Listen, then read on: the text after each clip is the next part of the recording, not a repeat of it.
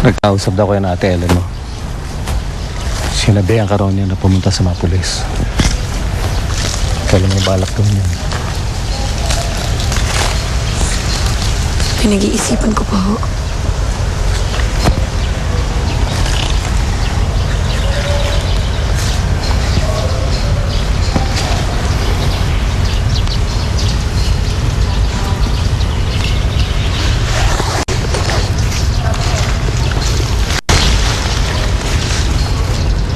Lawrence. Matagal na pala akong niloloko ni Arthur.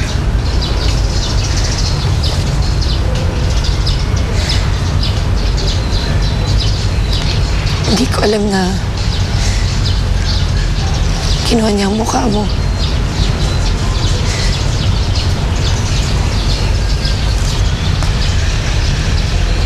Hindi ko nga alam na wala ka na eh.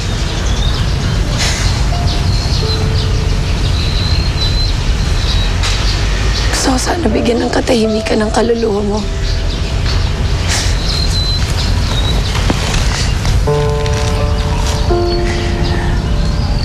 Bigyan mo ng katarungan ng asawa mo, bigyan.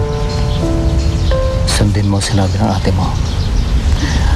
Dapat malaman ng mga pulis ang totoo at walang mapagsasabi nun kundi ikaw lang.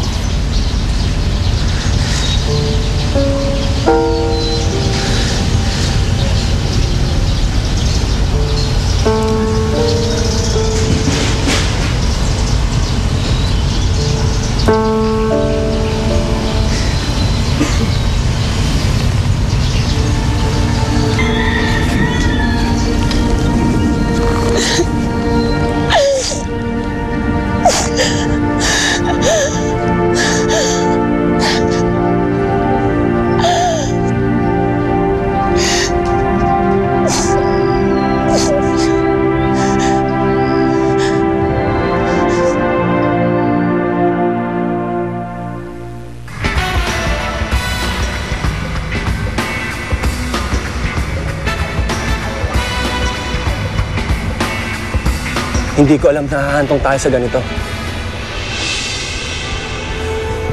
Hindi ko gusto ang nangyari sa kapatid mo.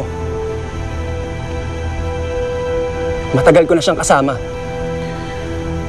Kaibigan ko rin siya. Ilang beses ko siyang sinabihan na huwag na siyang makialam sa kasong yun. Pero ano? Hindi siya nakinig sa akin. Kaya hindi nagustuhan ni Dr. Charity ang pakikialam niya. Kaya itinumba siya nito.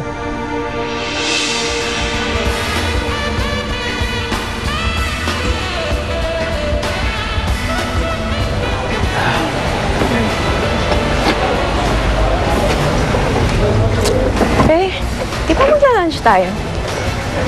Bakit ang aga mo naman umiinom? May problema ka na naman, ano? Alam ko na yung totoo. Kilala ko na kung sino pumatay sa kuya ko. Ha? Sino? Anong balak mo? Isusumbong ba sa mga pulis? Hindi.